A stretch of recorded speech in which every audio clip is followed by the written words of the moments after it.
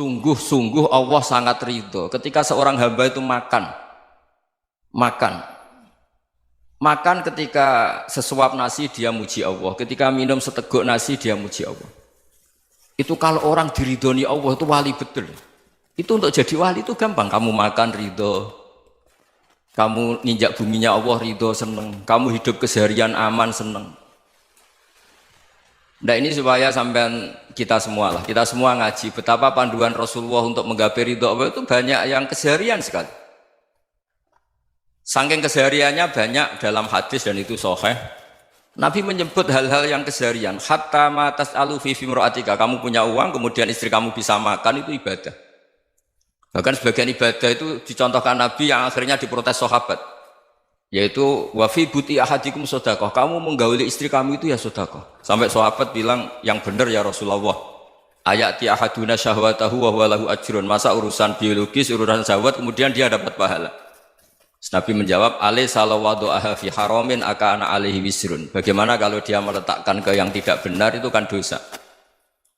Nah, hal-hal seperti ini yang saya ingin teman-teman semua lah, semua. Saya juga agak ingin ngaji demi Anda juga agak ingin. Itu dosa sekali ngaji kok pesanan kelompok tertentu itu enggak boleh.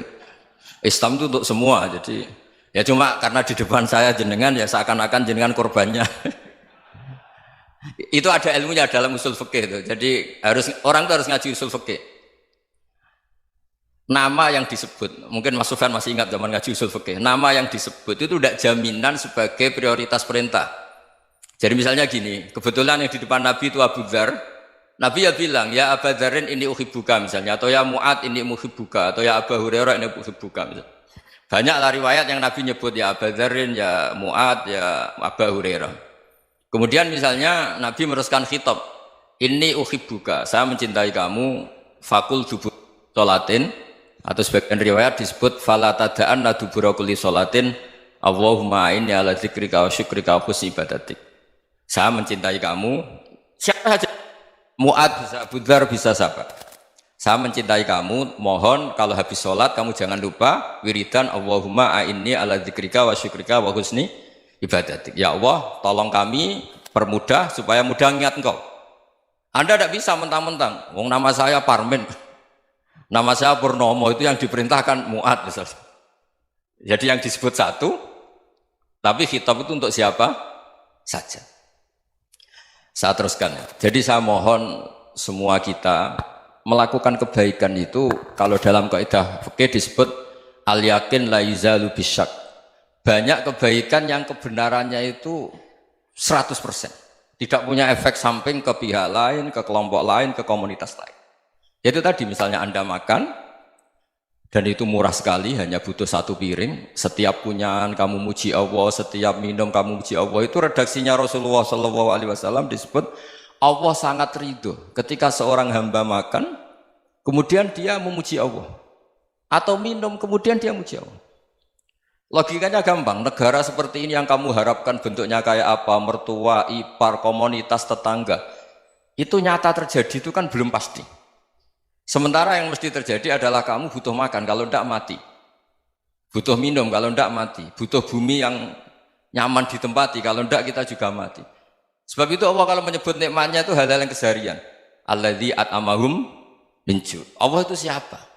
Allah itu yang menciptakan kamu bisa makan. Tidak berlebihan, Allah itu yang menciptakan kondisi sosial itu ideal. Zaman Nabi itu ya ada orang munafik. Orang-orang pilihan Allah itu juga diuji orang sekelilingnya yang macam-macam. Semua diuji sesuai konteks zaman dan waktu. Nah, tapi ada ibadah-ibadah yang selalu disarankan Nabi. Sampai Nabi itu pernah ditanya, ayul islami khairun ya Rasulullah, Islam terbaik itu gimana? Jawaban Nabi itu unik. It'amut to'am, Islam terbaik itu ya makan-makan, jangan santai-santai. Ketika Allah menyebut beberapa kebaikan, falak tahamal akobah, wa ma adrokan apa? Mal akobah. Terusannya apa? Fakku rokobah. Terusannya apa? Au it'amun fiyaumin di masubaya, atau acara makan-makan itu juga Islam. Kenapa? Ya bayangkan kalau tidak ada makanan, kita mati kan?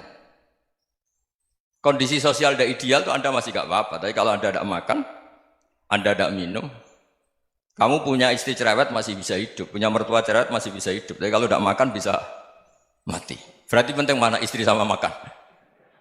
Penting mana? Makan. Semoga istri Anda dengar. Nanti kamu disuruh makan tapi pulang deh. Itu kalau dibahasakan makan masih memahami. Penting mana nasi satu piring dengan istri. Nggak ada nasi mati, nggak ada istri belum mati. Penting mana? Gak berani jawab kan? Nah, ternyata Anda ada garang kan di depan istri. Jadi saya mohonlah, mungkin Mas Sufyan Sauri tadi yang bisa bantulah. Teman-teman tuh ngaji yang keseharian saja. Karena kita nyari ridha Allah itu berdasar firman Allah. Dan firman Allah itu menyebut keseharian tuh riang, gampang. Yaitu tadi misalnya wa min ayatihi manamukum bil laili wan nahar. Termasuk ayat-ayat Allah itu kamu tidur. Maka dulu itu ada guyonan, ada tokoh Mu'tazilah, kelompok dalam Islam yang berpikir manusia itu bisa menentukan ikhtiarnya sendiri. Karena saya bisa duduk, ingin duduk, ingin berdiri, berdiri. Karena kelompok ini nggak terima kalau semua kehendak Allah, nanti bagaimana kalau semua kehendak Allah kok ada hisab ya, ada sanksi. Lucunya itu dia akhirnya, ini cerita ya, mencintai seorang perempuan, cantik sekali. Dan itu dia menjadi ahli sunnah itu oleh hal-hal yang sepele. Karena istrinya cantik, ya namanya suami istri itu hubungan intim. Terus ditanya, Mas, masih ingin lagi? Masih. Silahkan diulang lagi. Wah ya tidak bisa. Katanya manusia bisa menentukan yang diinginkan. Itu tobat itu. Itu nggak bisa ditobatkan Mas Sufyan Ats-Tsauri. Orang cantik yang mudah nobatkan orang itu orang cantik. Segampang itu. Akhirnya kita tahu, makanya kalau dalam kitab Hikam itu disebut al-aqil mayyakul madza yaf'alu wa hubi wal ghafil mayyakul madza af'al. Orang yang punya akal karena sadar ini wilayah Allah, semua milik Tuhan. Itu dia tiap hari berpikir, besok Allah akan melakukan apa terhadap dunia ini. Kamu merencanakan sesuatu mau plesir, ternyata gempa. Mau wisata ke Rusia, ternyata perang. Kamu tidak pernah tahu apa yang akan terjadi besok. Wa ma tadri nafsum madza taksibu ghadan. Tapi anda semua kita ini sering punya jadwal permanen. Makanya saya kalau diundang siapa saja, sanad takdir. Yang jelas Gus ini acara penting. Ya masih acara penting nak pangeran ngersakno piye? Kowe ape dadi pangeran? Kamu kok mau jadi Tuhan? Itu kadang ya kiai. Penting Gus acara ini jenengan harus memastikan bisa. Loh kamu itu yang ngajarin tauhid, sesuatu itu biadillah kok bilang-bilang apa pasti. Kalau saya terus tak tobatkan kamu kata saya. Ya kalau gitu Gus bilang insya Allah. Wah itu hati saya, fisik saya, roh saya sudah bilang insya Allah. Tidak usah kamu latih kata saya. Nah hal-hal tauhid keseharian itu gampang sebetulnya. Wal ghafil yaqulu madza af'al. Tapi orang yang lupa Allah dia setiap hari bilang besok apa? Kita bisa melakukan apa? Seakan-akan dia itu aktor, dia penting, dia subjek permanen, dia. Padahal kita ini hanya objek kehendak Allah Subhanahu wa taala. Karena kita yakin sesuatu yang terjadi di alam raya ini kita tidak bisa apa-apa. Makanya saya sering ngaji, sering bilang saya, ketika Anda mensifati Allah, dia yang menghidupkan. Sudah itu tanamkan, sehingga ketika kita mati, santai saja. Kenapa santai? Allah punya cara menghidupkan kita. Zaman kita hidup juga gak tahu caranya ngelola jantung, ngelola paru-paru. Kamu juga gak tahu ngelola oksigen yang tidak beracun, tidak mengandung polusi. Tahu-tahu hidup. Gak ingin tua ya tahu-tahu tua, gak ingin mati tahu-tahu mati. Selama ini kita hidup juga agak tahu apa sebetulnya. Hanya gaya tok, punya jadwal, punya planning. Kalau kamu bisa menentukan pilihan Anda, pasti Anda istrinya cantik, 4 neriman semua, kona'ah semua. Nyatanya enggak kan? Sudah 1 jelek, cerewet. Oh itu kan, nyatanya enggak bisa apa-apa Anda kan? Dan kamu bawa mati lagi.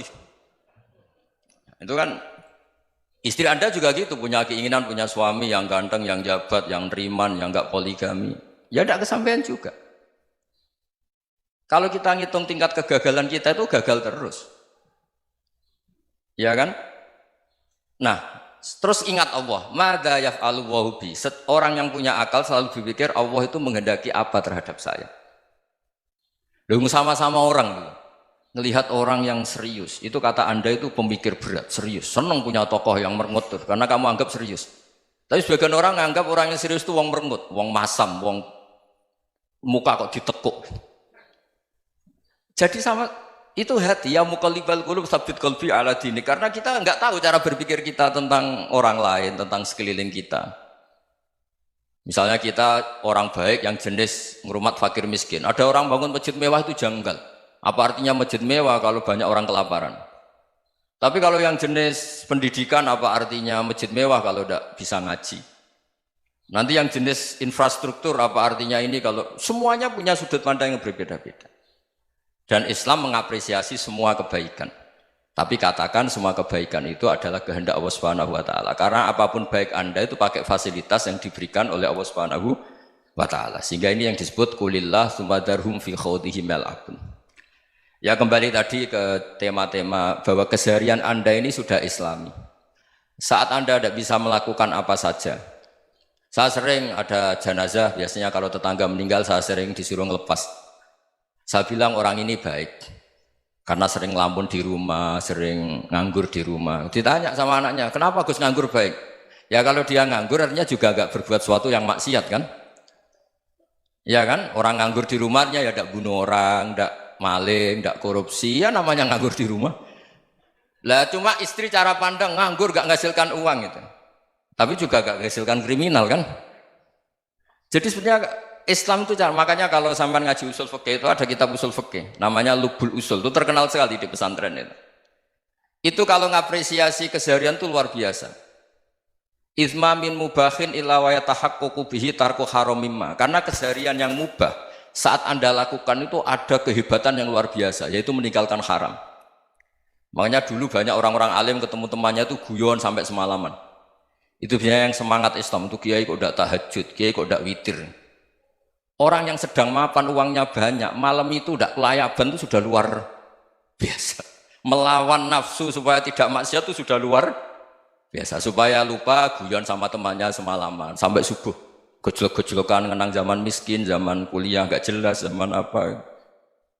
Melihatnya jangan tarkut tahajud. Seperti ini meninggalkan tahajud, tapi meninggalnya ini talkul muharramat.